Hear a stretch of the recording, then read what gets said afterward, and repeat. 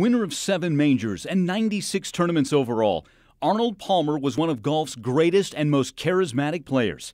His rise to stardom in the late 1950s and 60s coincided with the advent of televised golf, and alongside his lifelong friend and rival Jack Nicklaus, Palmer brought golf into the forefront of the nation's sporting consciousness.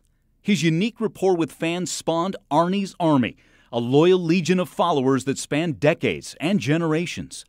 When people say, well, treat other people as you'd like to be treated, they don't really think that. That's a nice thing to say. But, you know, I had it beaten into me that was the thing to do, and I have practiced that. Arnold Palmer is pretty much the fellow who took golf to the middle classes and the blue-collar worker in America.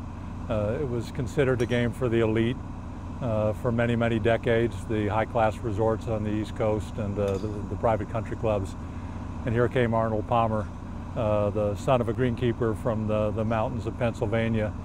And the way he walked, the way he hitched his pants, the way he smoked and flicked away the cigarette, it was compelling to women, it was compelling to men, and suddenly golf was a game for the masses, not just for the elite. Born in Latrobe, Pennsylvania, Palmer grew up next door to the local country club where his father worked as a golf professional and course superintendent. And at the age of 25, Palmer joined the PGA Tour for the 1955 season and won the first of his 4 Masters titles 3 years later. In the early 60s, Palmer made the golf course his personal playground.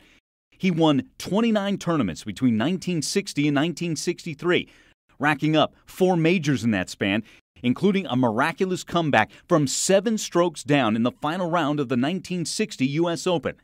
That performance paved the way for him being named Sports Illustrated's Sportsman of the Year.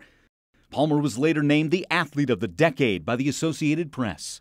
Arnie just saw the target and was ready to fire. And he was also ready to take the consequences. Sometimes firing at the flag brought him glory.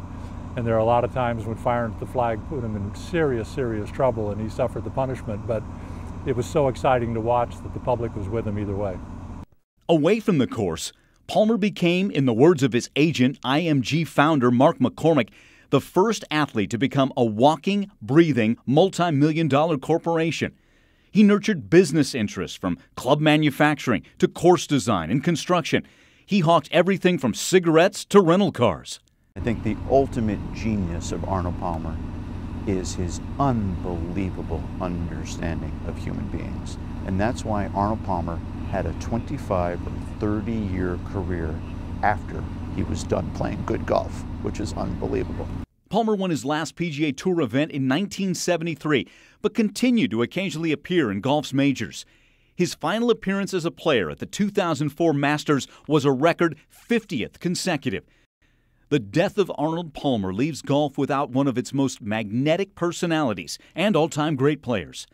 The king is gone, but the influence of his reign will remain with the game forever.